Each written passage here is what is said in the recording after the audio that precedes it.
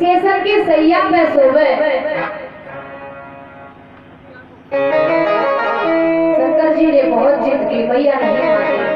मैया बोली महाराज जी मोको क्षमा करो, तुम्हारा कानन में बिच्छू लटक रहे हैं, नाक में कातर डोल रही है, ये बड़े बड़े नाग जीव निकाल रहे हैं, मेरा लाला छोटा है। शंकर जी ने कहा देखो हमारे गुरु का आदेश है कि जब तक लाला के दर्शन नहीं करके आओगे यहाँ से जाओगे नहीं। हम आज मेरे दरबार में धूमी रमा के बैठ जाएंगे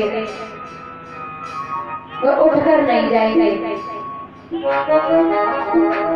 अभी मैया कहने योगियों की हट नहीं देखी, हम योगी हैं, हट करके बैठ गए तो दर्शन करके ही जाएंगे। मैया बोली हो बाबा तेने अभी योगी हटी देखी है, अभी तूने क्रिया हट नहीं देखी। तू बैठे रह दरवाजे पर, मैं दूसरा दरवाजा खोल लूंगी, लेकिन लाला के दर्शन तो को हरगिज ना कराऊंगी।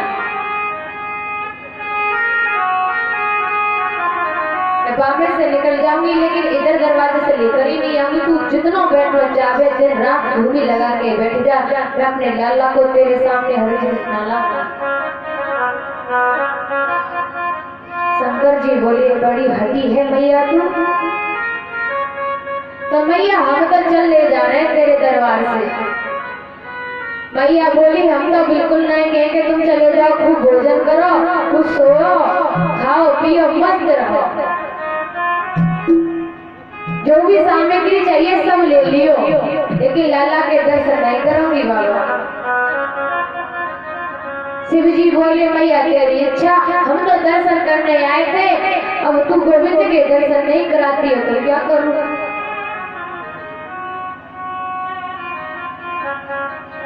मैया अब हम जा रहे हैं। भगवान शंकर चले गए और जैसे ही भगवान शंकर वहां से गए तो मेरे गोविंद ने रोना शुरू कर दिया। मैया गोद में ले गए, दूध पान करावे, सिर पर हाथ फेरे पर लाला चुप नहीं होते, कोई कुछ असर ही नहीं हुआ लाला पर, जोर जोर से रो रहे हैं। बहुत समय हो गया, एक गोपी आई, गोपी बोली गाँव की नजर तो न लगी लाला को। भैया बोली अब मेरी नजर लग गई हो तो कह ना सकूं, और यहाँ और तो कोई आ रहा नहीं। गोपी बोली आज सवेरे कोई योगी आया था तुम्हारे घर? बोली हाँ बेना, एक आया था सांपन बाबा बाबा, बड़े बड़े सांप बिच्छू लटक रहे बाग में, और देखो सिर पर जटा लंबी थी। बाबा से कह रहे कि हमारे लाला को दर्शन करा दे, हमने नहीं कराया बेना। गोपी बोली तो ऐसा ना है कि वो बाबा ही कभी जादू टोना कर गए हो तेरे लाला पे। भैया बोली तो बाबा को जल्दी बुलाओ, क्या दिशा को गयो बाबा जल्दी जाओ। गोपी को भेज दिया, दौड़ी दौड़ी जा रही है, कदम वृक्ष के नीचे सामर्थ्य बैठे हैं भोले बाबा। ब्रज की गोपियां आई और बोली बाबा आपको नंद रानी ने बुलाया है, जल्दी चलो। शंकर जी बोले हम किसी के घर नहीं जाते, बाबा यशोदा ने आपको बुलाया है, आप चलो तो सही, लाला को नजर लगी है। नहीं तो चलो तो सही। शंकर जी बोले हम हरगिज नहीं जाएंगे, हमें देखकर उसका लाला डर जाता है, हम तो जाना नहीं चाहते। गोपी बोली बाबा ना डर पैगो, चलो तो सही। भगवान चल दिए। जैसे ही भोले बाबा आए, द्वार पर खड़े होकर अलग जलाया, जोर जोर से बाल कृष्ण रो रहे हैं। शंकर जी ने कहा लाओ लाला को। मैया ने कही तुम दूर से ही आपको ठीक कर दो। शंकर जी बोले मैया देती हो तो बताओ, नहीं हम फिर से जा रहे हैं। मैया ने लाला को दे दिया और जैसे ही शंकर भगवान की गोद में आया, लाला हंसने लगा, बड़ी जोर जोर से खिलखिला कर हंसने लगी। मैया बोली, तू तो जादू करना जाने बाबा। लाला तेरी गोद में आते ही चुप हो गया, वो कैसा हंस रहा देखो तो सही। अब बोली, ला मेरी गोद में दे दे। जैसे यशोदा की गोद में दिया, बाबा कृष्ण जी फिर रोने लगे। मैया ने कही, बाबा तुम जो कहोगे सो करूंगी, पर मेरा लाला को ऐसा कर दो जैसा मेरा लाला गोद में आके ठीक हो जाए, हंसने लग जाए। शंकर जी ने कहा, एक प्रतिज्ञा है मेरी। मैया बोली, क्या? यदि तुम पूर्ण कर सको तो ऐसा होगा। मैया बोली, कहा बताओ तो सही। तो ऐसा करना, तुम मेरा मंदिर अपने घर में बनवाओ और जब तुम अपने लाला को स्नान कराओ ना, तो उसका स्नान का जल है वो मेरे ऊपर होके निकले, ऐसा मंदिर बनवाओ। नंद बाबा और यशोदा ने एक छोटा सा सुंदर शिव मंदिर बनवाया, इसलिए शिव जी का नाम हो गया नंदेश्वर महाराज। बोलिए नंदेश्वर महाराज की। लाला एकदम प्रसन्न हो गए, शिव जी की कृपा के सागर है। श्री कृष्ण ने मारने के लिए एक राक्षस आया जिसका नाम है तृणावर्त। तृणावर्त बहुरे को बोलते हैं। तृणावर्त गोविंद को उठाकर आकाश में ले गया, मेरे कन्हैया ने उसका भी उद्धार कर दिया। जब भगवान श्री कृष्ण 1 वर्ष के थे, लेकिन यशोदा और नंद जी तो उसका नाम करण ही भूल चुके थे।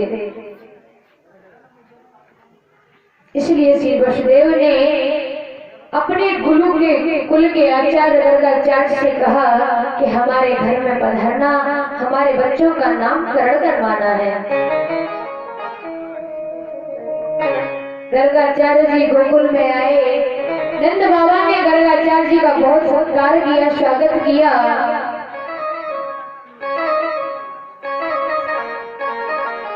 लेकिन भैया सोचती है कि अच्छा ज्योतिषी है कि नहीं, कैसे पता चले। इसलिए दोनों माताओं ने पुत्रों को अदला बदली कर ली और अपनी गोद में लाकर बैठ गई।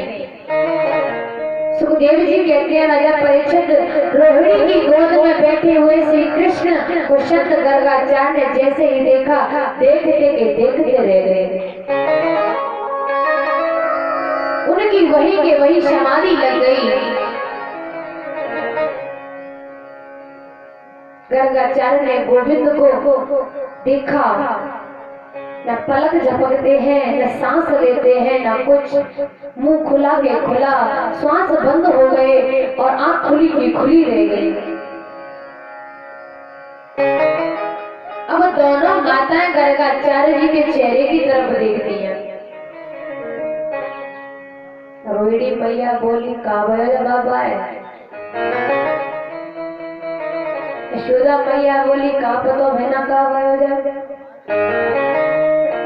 दोनों माताओं ने गर्गाचार्य के मुंह के सामने हाथ हिलाए, घुमाया, श्वास नहीं है, सांखें सामने खुली की खुली है, चुटकी बजाई, पलक भी नहीं गिरते।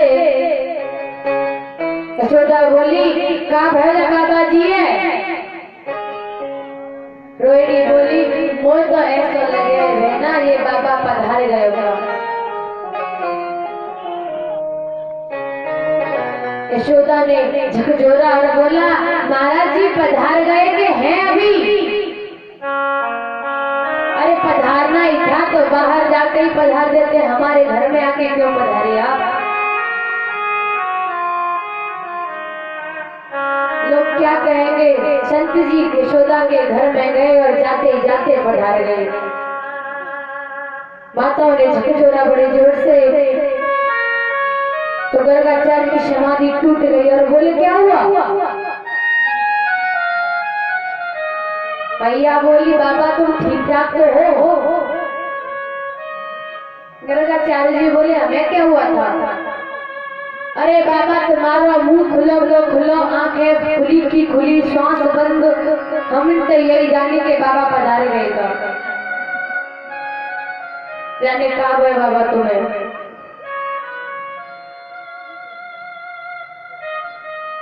अब कहने लगी बाबा हमारे लाला को नामकरण बताओ।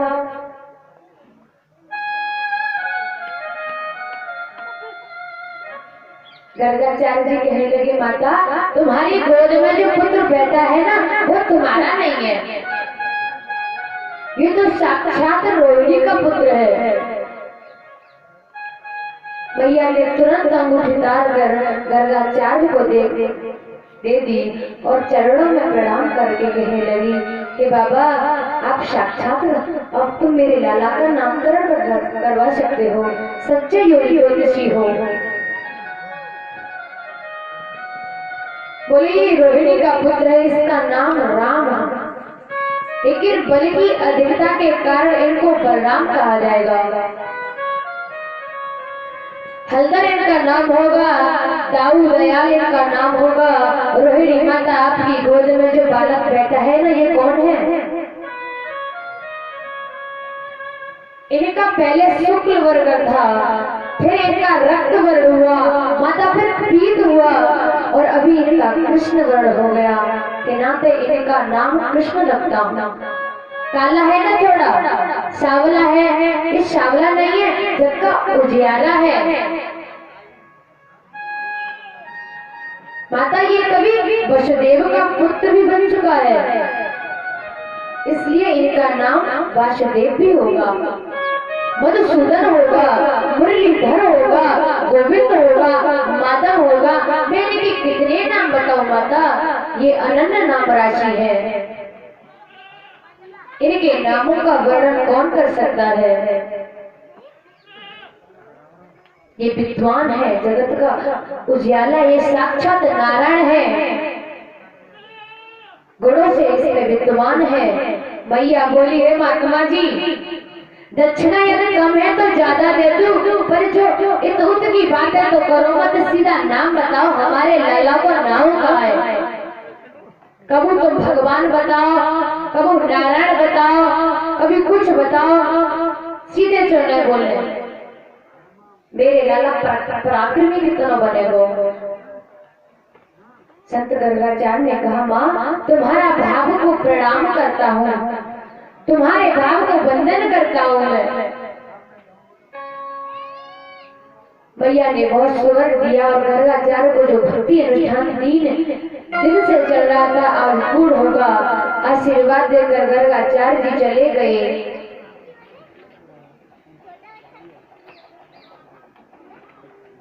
कृष्ण चरित्र में जो यश प्रदान करे उसे यशोदा कहते हैं।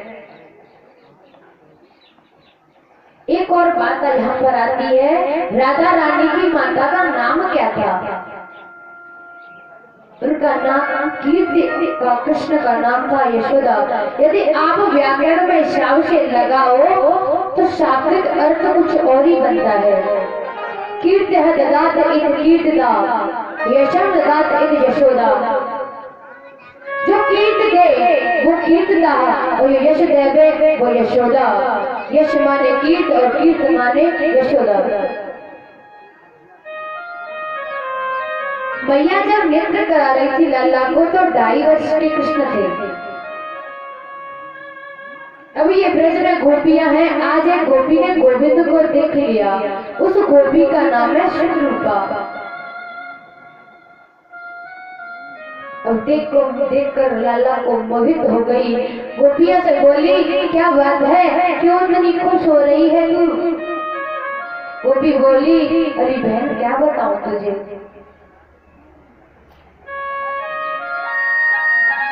इस बात को सुनकर गोपियों के नेत्र में सजल हो गए कि ऐसा दृश्य देख लिया तूने। गोपियों के मन में आया कि दर्शन तो हमें भी करना है उस लाला का। बोली अब दर्शन करने जाए तो किस बहाने से जाए?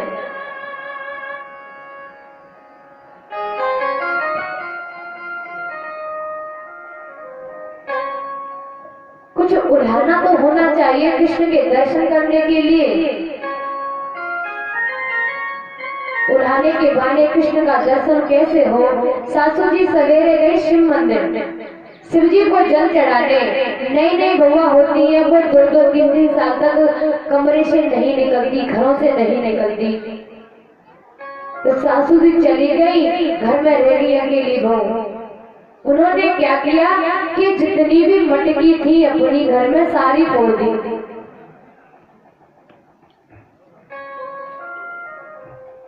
बोली अब इस बहाने लाला का दर्शन हो जाएगा, उल्हाना देने जाऊंगी तो इसी बहाने सारी गोपियां दर्शन करके आएंगी।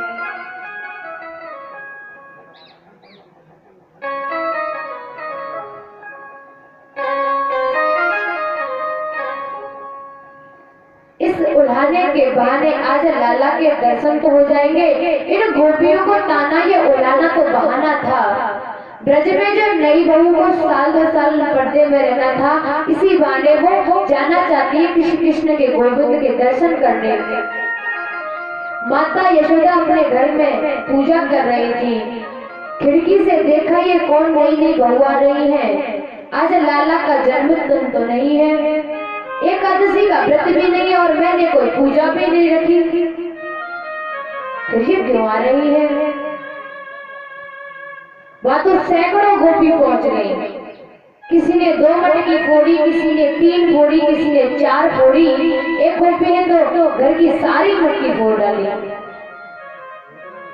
चौराहे पर आकर सब मिल गई और सब आ गई। भैया बोली क्या बात है बहना, हमारे लाला ने कुछ उदम करे और क्या?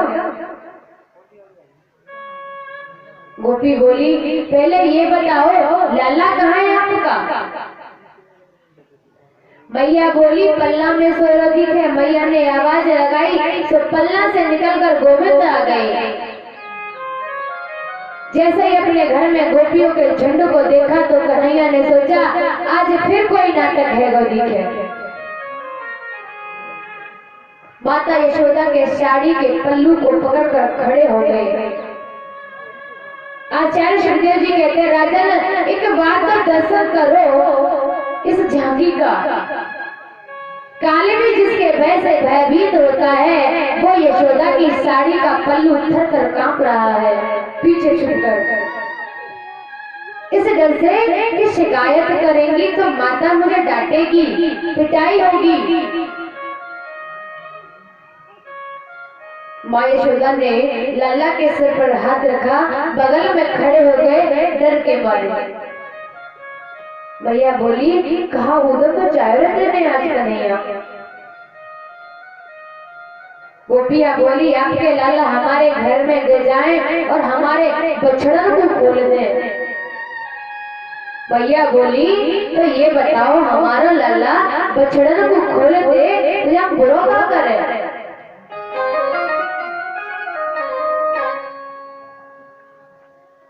बोली नहीं, इनको जब पता चले कि गाय धोने का समय आयो 1 घंटा पहले ही हमारे बछड़े को खोलकर भाग जाए।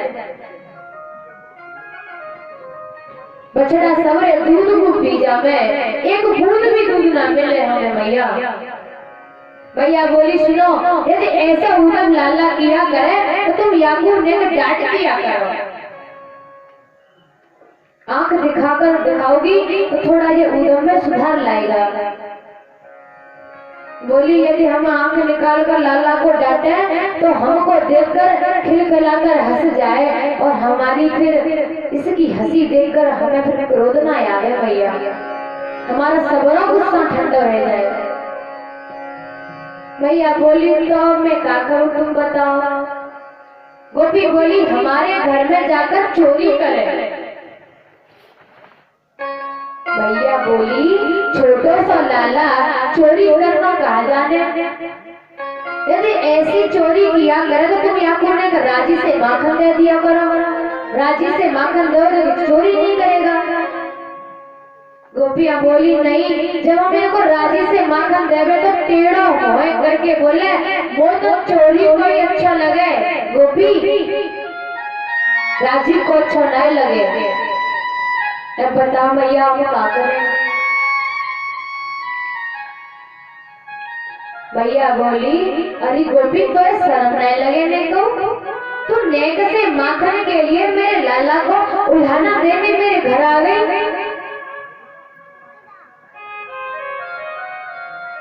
गोपी बोली, आप तो नाराज हो गई भैया, आपको लाला चोरी करके भी माखन खावे तो बुरो न लगे, पर ये स्वयं थोड़ी खावे, ये चोरी करवे जावे तो पूरी मंडली को साथ ले जाए।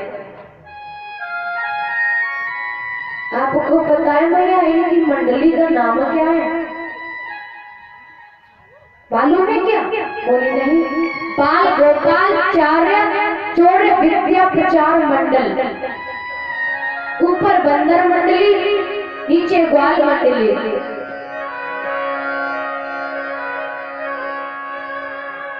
बंदर को माखन लुटावे, अच्छा माखन खाकर मटकी तो रसातल में तोड़ दे।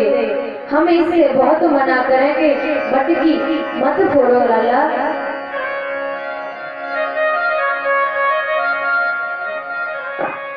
बहुत मना करते हैं इसे। मेरा माखन ना चुराओ श्याम पैया करो,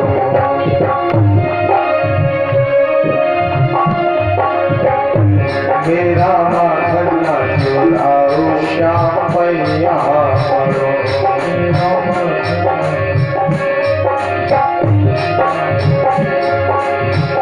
पैया करो श्याम पैया करो,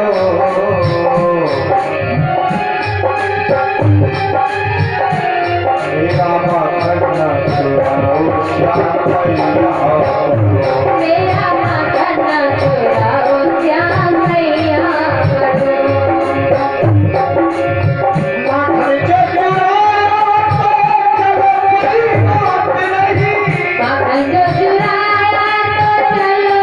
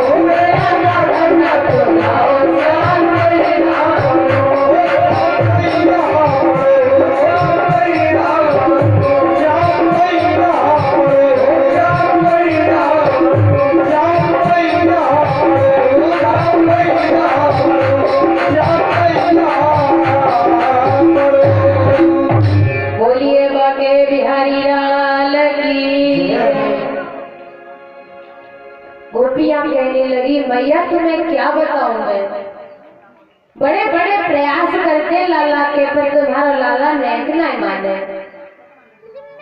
मैया बोली, अरे गोपी तुम इतनी बूढ़ी को मेरा 1.5 पिलाने को लाला पागल बनावे। कन्हैया बोले, मैया तेरी सौगंध खाई के कह रहा हूँ, मैं इनको बिल्कुल परेशान ना करूँगा, मैं इनको जाने ना हूँ, मैं तो इनको घर भी ना जानू, इनको घर किसको है।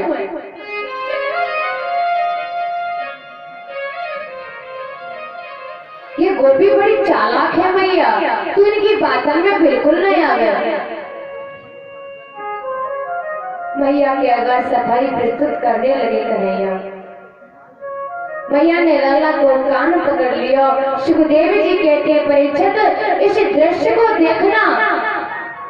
माँ यशोदा का ब्रह्म कान पकड़ती है, कृष्ण डर के मारे थर-थर कांप रहे हैं।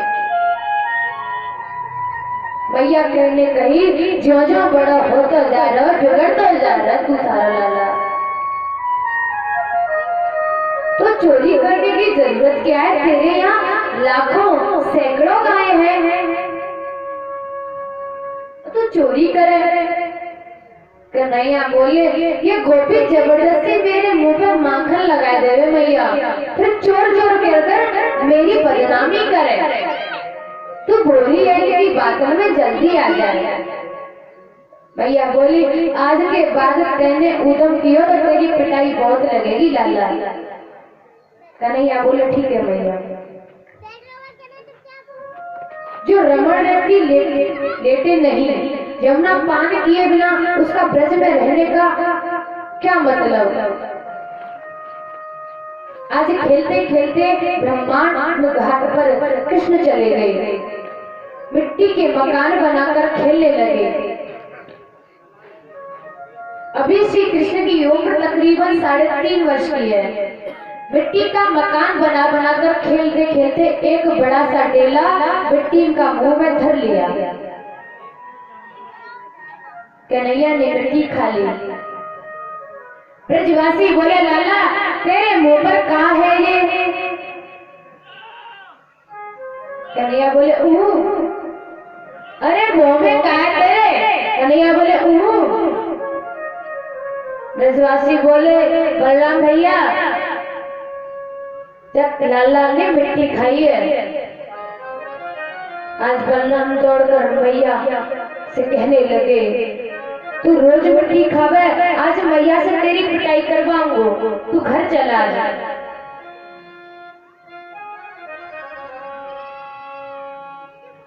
मैया से शिकायत करने लगे, मैया चोखो भलो हमारे संग खेल रहे हो, और खेलते खेलते मैया जाने इतना मोटा तो मिट्टी को डेला कपट से अपने मुंह में धर लिया।